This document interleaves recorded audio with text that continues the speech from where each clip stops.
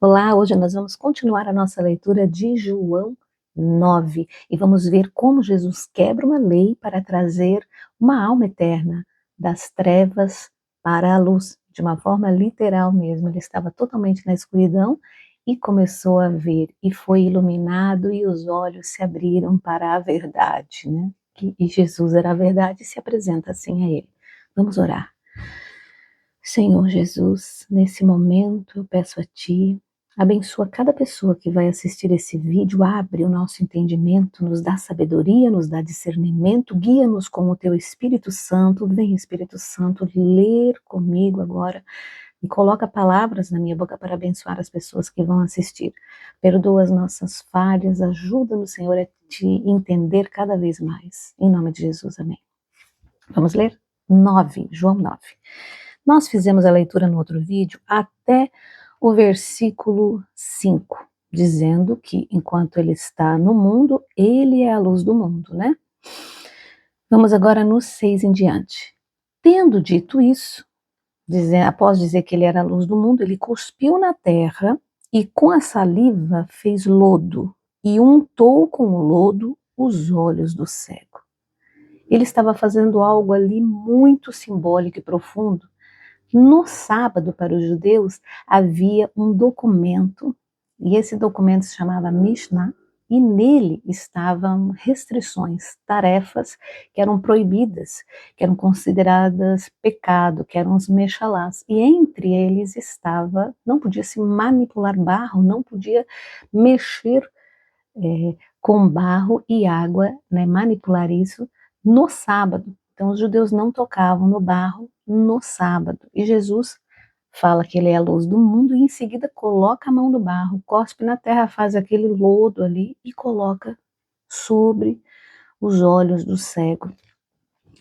Essa restrição de trabalho no sábado, ela incluía várias matérias, né, várias atividades. E entre elas estava a manipulação, né? Mas tinha ali também plantar, não podia, colher, não podia, acender fogo, né, na tenda para fazer alimentos, não podia se acender o fogo, não, e o barro não podia se manipular dentro daquele horário do pôr do sol até o outro pôr do sol, certo? Que era dentro do Shabat, né? Então, para eles, os fariseus, a cura daquele homem cego, você vai ver o choque que eles vão ter diante desse milagre. E o choque não é só porque o homem estava cego e ficou curado, mas é porque a cura dele não era algo tão emergencial que justificasse a quebra dessa lei, a quebra do Mishnah. A revolta deles é por isso. É por isso que eles se levantam e falam: ele não é de Deus. Ele não é de Deus porque ele quebrou a lei de Deus, que para eles era a lei de Deus ali, né? O Mishnah, essa lei para eles é a lei de Deus. E a lei de Deus estava se referindo ao dia de descanso. E essa interpretação deles surgiu milhares, né, muito tempo depois do que a própria lei foi instituída. Então Jesus vem e quebra essa lei, dizendo de uma forma bem clara, ó, o sábado é um dia para se fazer o bem. O sábado não impede a graça de Deus de abençoar os seus filhos e suas almas. O homem não é para ser escravo do sábado. Jesus deixa bem claro isso aqui quando ele faz esse milagre, né, e quebra essa lei. Essa lei do sábado já tinha ali mais ou menos uns 3.000 anos, quando foi os 10 mandamentos instituídos. Então nós temos que pensar que há 3.000 anos aquela lei estava sendo passada, mas a lei da Mishnah só tinha 200, 300 anos. Se nós voltarmos um pouco na nossa linha do tempo, nós vamos ver que esse período vai dar bem no período intertestamentário. Então, se colocando no lugar desse povo que estava sendo guiado de perto por Deus, com profetas, com homens de Deus, de repente, Deus fica em silêncio, que é aquele período mais ou menos 400 anos entre o último livro do Antigo Testamento e o novo livro do Novo Testamento, né, o primeiro. Nesse período houve um silêncio da parte de Deus. E esse silêncio, o que os judeus fizeram? Eles foram se reorganizando, é como se eles estivessem buscando ali, nas leis que Deus já tinha falado, novas coisas para falar. É como se eles estivessem tentando fazer Deus falar de novo. Essa é minha interpretação quando eu vejo eles reorganizando seus documentos e criando restrições, como não pode plantar, não pode colher, não pode acender o fogo, não pode mexer no barro. É como se o povo falasse: nossa, Deus está falando conosco de novo, Deus está renovando as suas leis, não é o que aconteceu.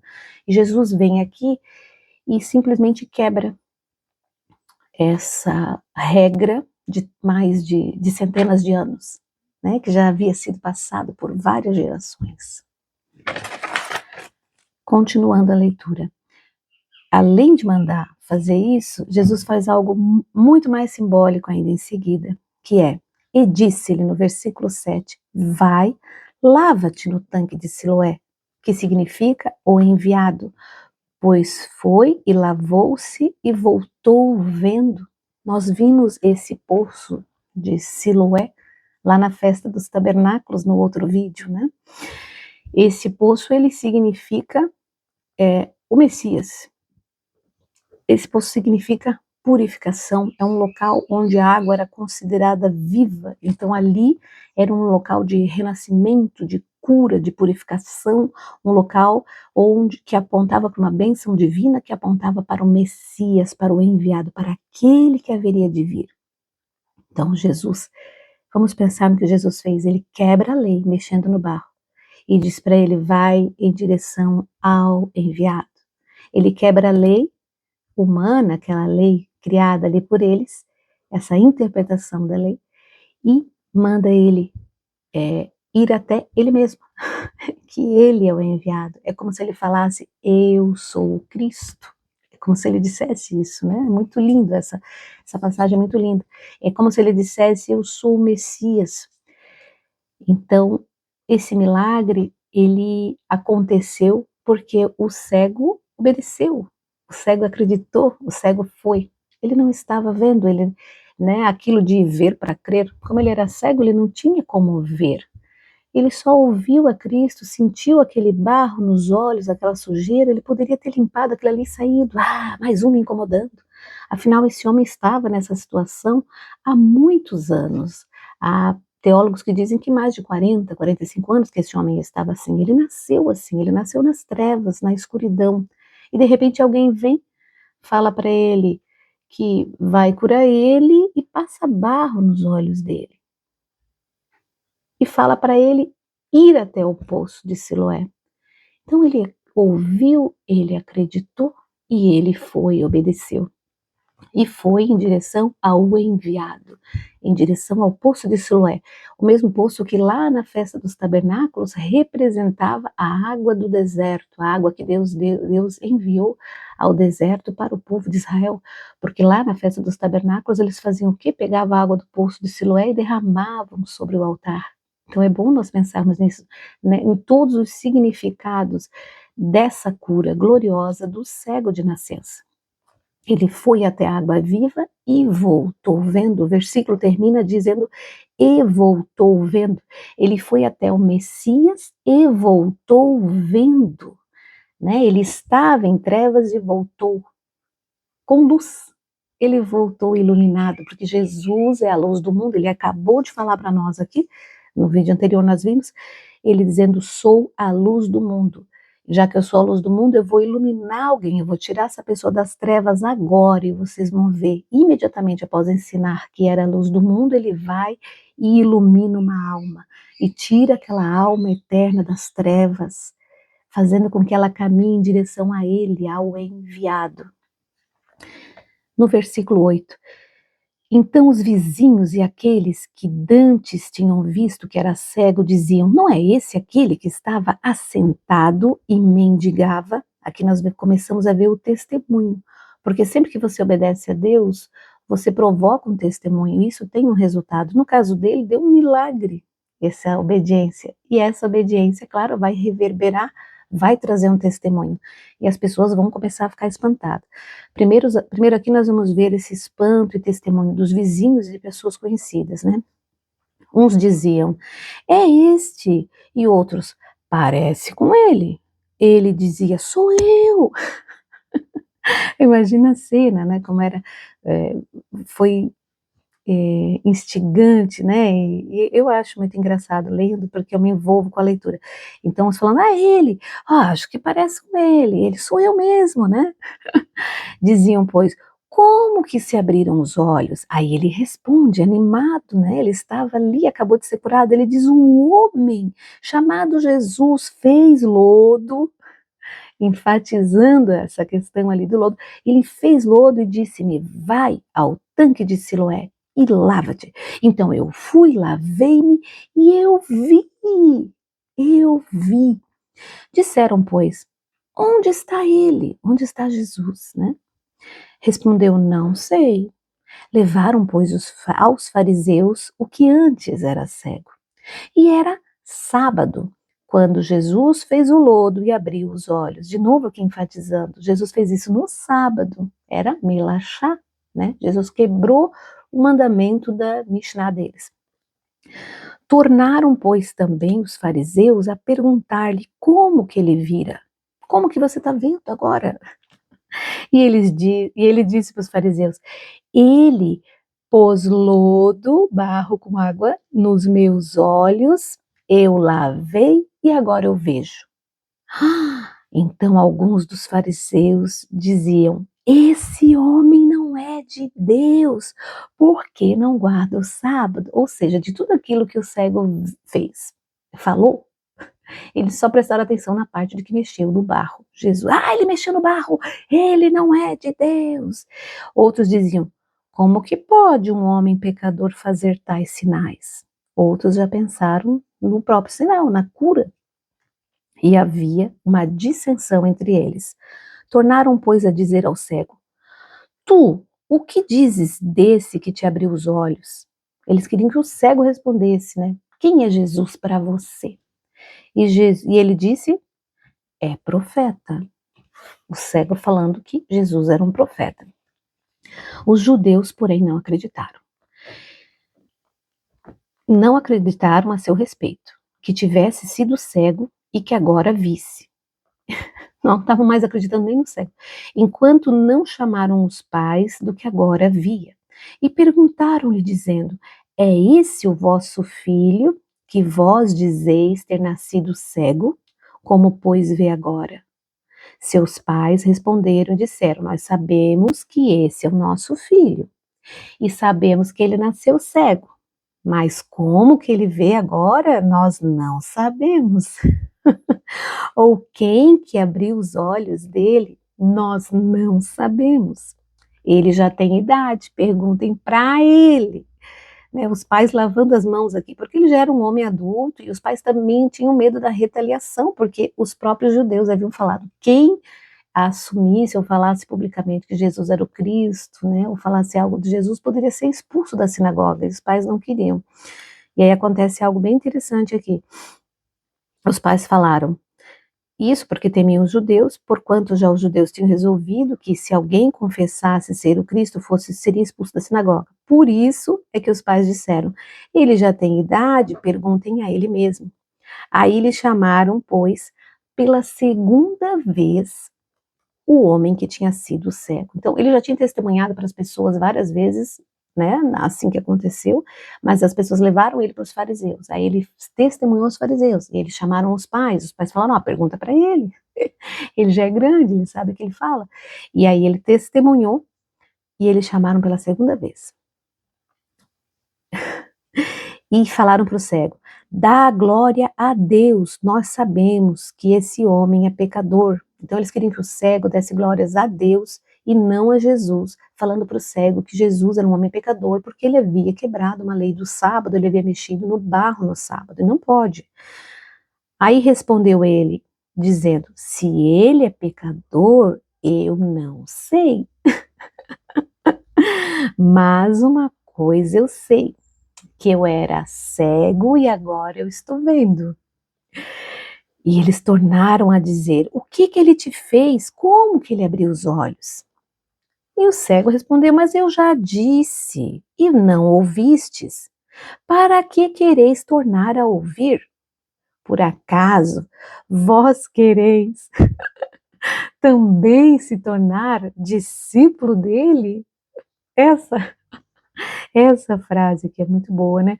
O cego, poxa, eu já disse como ele me curou, eu já falei, vocês não adianta eu falar de novo. Será que vocês querem ouvir de novo, porque vocês querem virar discípulo dele, seguidor dele, por isso que vocês querem ouvir tanto dele? Aí eles ficaram indignados. Então o injuriaram e disseram: discípulo dele sejas tu, nós somos discípulos de Moisés. Nós bem sabemos que Deus falou a Moisés, mas esse nós não sabemos de onde é. O homem respondeu e disse: nisso, pois, está a maravilha. Nossa, que coisa incrível, né? O cego disse. Vós não saibais de onde ele é, mas ele me abriu os olhos. Olha que coisa incrível, vocês não sabem de onde ele é, mas ele abriu os meus olhos. Ai, Jesus maravilhoso. Ora, nós sabemos que Deus não ouve a pecadores. Mas se alguém é temente a Deus e faz a sua vontade, esse ouve. Desde o princípio do mundo, nunca se ouviu que alguém abrisse os olhos a um cego de nascença. Aí o terceiro ponto. Além de mexer no lodo, quebrando a lei do sábado, né? Além de enviar ele, mandar ele ir ao poço e ele voltar, Jesus ainda fez algo totalmente inédito. O próprio cego dizendo: nunca, desde o princípio do mundo, houve um cego de nascença que voltou a ver. O que nós estamos vendo aqui nesse milagre? Se ele era cego de nascença, o milagre foi tão glorioso. Ali, quando ele lavou os olhos, você pode ver, se você quiser ver de uma forma científica, tudo que é necessário para uma pessoa ver. Talvez esse homem não tinha nem globo ocular. Talvez esse homem, né, Deus tenha formado tudo ali na hora. Talvez a retina, talvez sei lá qual parte do corpo, mas algo foi milagrosamente criado, formado, algo foi totalmente transformado. E ele fala isso: nunca se viu, né, desde a criação do mundo, que um cego de nascença tenha visto. E o cego enfatiza: se este não fosse de Deus, nada poderia fazer. Aqui nós vemos o cego não só usando, foi totalmente o Espírito Santo através da vida dele, né? Usando ali um argumento que era lógico, um argumento que era totalmente verdadeiro. E isso feriu ali o orgulho dos fariseus, porque eles se irritaram mais ainda, que primeiro o cego diz: vocês querem saber de novo porque vocês querem ser discípulo dele? Esse homem é pecador. Então o cego diz: olha, se ele é pecador eu não sei, mas eu sei que eu era cego e agora eu estou vendo. E nós sabemos que Deus, se ele for mesmo pecador, Deus não escuta os pecadores, né? E o que ele fez nunca foi feito. Então o cego foi quebrando o argumento deles, né, o ex-cego, foi quebrando o argumento deles e falando, testemunhando daquilo que Deus, que Cristo fez, mas ao mesmo tempo jogando ali na cara dos fariseus que era de Deus, que Cristo era de Deus, que era um profeta divino, no mínimo, né? E eles responderam, na 34, tu és nascido todo em pecado e nos ensina a nós? E expulsaram-no. E aqui ele foi expulso do templo, expulso da sinagoga, não é só jogado para fora. Ele foi visto como um ex-membro, uma pessoa excomungada, né? Você não pertence mais à nossa congregação. E isso, o que não aconteceu com os pais dele, que já haviam feito essa separação. Com medo de ser expulso do templo, eles falaram: pergunte para ele é ele, nós somos nós. E aqui ele foi realmente expulso. E Jesus ouviu que o tinham expulsado, e encontrando ele, disse: crês tu no Filho de Deus? E ele respondeu: quem é ele, Senhor, para que nele eu creia? E Jesus disse: tu já o tens visto, é aquele que fala contigo. Que lindo Jesus falando: tu já o tens visto. Né? Ou seja, antes tu não vias, mas agora que eu te curei, agora que tu vieste em direção à luz, que tu vieste em direção ao enviado e bebesse da água viva, né? E foste lavado, remido, agora tu vês, agora tu tens visto. E Jesus fala isso para ele. É aquele que fala contigo. Jesus se revela para ele aqui, como Jesus se revelou para a mulher no poço. Também água envolvida no milagre, né? Ele como a água viva se apresentando. Ele disse, o cego respondeu, creio, Senhor, e o adorou. O cego obedeceu, foi até o poço. Ele ouviu a voz de Jesus, Jesus se apresentou e ele acreditou de novo e ele o adorou. E Jesus disse para ele, eu vim a esse mundo para juízo. Olha que coisa séria, muito importante nós lermos isso. Eu vim a esse mundo para juízo, a fim de que os que não veem, vejam, e os que veem sejam cegos. E aqueles dos fariseus que estavam com ele, ouvindo isso, disseram, também nós somos cegos? Eles sempre se indignavam, porque Jesus estava sempre falando a verdade, né? Disse-lhe Jesus, se fosseis cegos, não teríeis pecado. Mas como agora dizeis, vemos, por isso o vosso pecado permanece. Nós vemos aqui Jesus falando da responsabilidade pessoal novamente. Esse milagre, ele começa, nós vimos desde o início do capítulo 9 até agora, esse milagre ele vai apontando para isso, para a responsabilidade individual, para a obediência quando Deus o chama, para ir em direção ao enviado, para o reconhecer e o adorar. E aqueles que não fazem isso, eles estão permanecendo no próprio pecado. Cristo mostra aqui também, nós vimos que ele está acima do sábado, acima das leis, acima das restrições, que não é o que você faz para Deus. Ah, eu não faço isso, eu não faço aquilo, eu estou seguindo as regras, eu sou uma boa pessoa, eu vou para o céu. Aqui Cristo vai falando que não é isso. O que você tem que fazer é parar de ser cego, é olhar para Cristo, é andar em direção a Ele. É se mover, é obedecer, é o adorar. É isso que você tem que fazer, é isso que importa. Nós estamos vivendo tempos agora, últimos tempos, os últimos momentos antes da vinda de Cristo. Agora é hora de se consertar, de pedir perdão a Deus, de reconhecer os pecados, de se direcionar para Ele, somente para Ele. Porque sem Ele o pecado permanece. Se você não for em direção ao enviado, que é Cristo, que é a verdade, o caminho e a vida, o seu pecado permanece e você permanece em pecado. E o salário do pecado é a morte. Então, você vai permanecer na perdição, nas trevas e na danação. São palavras muito fortes, né? Principalmente quando tem pessoas que usam isso no vocabulário. Nós vemos pessoas falando, por exemplo, aquela criança é um danadinho. Danadinho vem de danação, de condenado ao inferno. Nunca fale isso ao seu filho, está repreendido. Não diga que ele é um danado, que ele está danado. Você está dizendo que ele está permanecendo no pecado dele, que ele vai ser condenado. Né? Use a sua boca para abençoar os seus filhos e as outras crianças, porque delas é o reino dos céus. E aí, sendo de Jesus, nós vimos aqui nesse capítulo inteiro novamente que sem ele não há salvação, que ele é a luz do mundo, ele é que nos tira das trevas, nos tira a cegueira. Isso nos remete a Paulo, nos remete ao que aconteceu com Paulo. Foi exatamente isso, Jesus,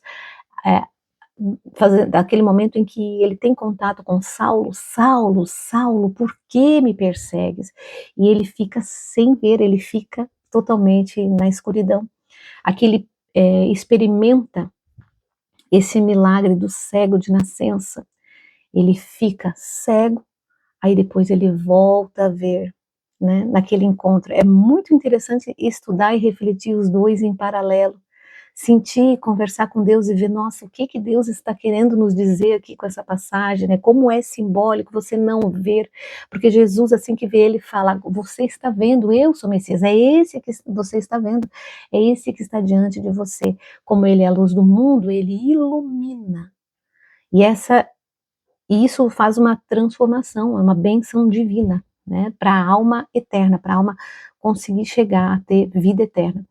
Então Jesus se apresenta, ele tira das trevas, ele se apresenta como o enviado, como o Messias, como a água que vai te purificar para a eternidade, e nós precisamos ir até ele, porque ele vem e nos atrai com a sua graça irresistível. Não tem como resistir a Cristo. Quando ele te atrai, quando ele te chama, né? Você sendo uma ovelha dele, você é atraído, não importa onde você está, perdida no vale da sombra da morte, onde você estiver, você vai ser atraído a Cristo. E Cristo vai falando, e aquilo vai ficando dentro de você, você começa a perceber e falar, faz tempo que eu não vou na igreja, ou faz tempo que eu não leio a Bíblia, ou quando eu era criança minha mãe falava sobre isso, mas eu não estou mais, não acredito mais, só que aquilo fica dentro de você, ou seja, vai te atraindo, é irresistível. Se você é uma ovelha de Deus, nós já vimos isso em outras passagens, se você é de Deus, você ouve a voz de Deus. E Ele te capacita, Ele te fortalece, e Ele te chama de uma forma irresistível para ir em direção a Ele, né? Nós precisamos fazer isso, nós precisamos ir a Ele, como nós estamos, com as vestes que nós estamos, com os pecados. Quem está cego vai cego, né? Quem estiver esfarrapado, da forma que você estiver, você vai até Ele, seguindo esse chamado irresistível. E lá você vai ser lavado, purificado, remido, e você vai poder ver a verdade, porque só Ele é o caminho, a verdade e a vida. Você não estará mais nas trevas, não estará mais vivendo em trevas, e sairá de lá iluminado e capaz de iluminar o mundo. Esse é o capítulo 9 de João, ele tem muito a nos ensinar. Eu espero que a palavra de Deus fique no seu coração, que o Senhor te abençoe. Até a próxima.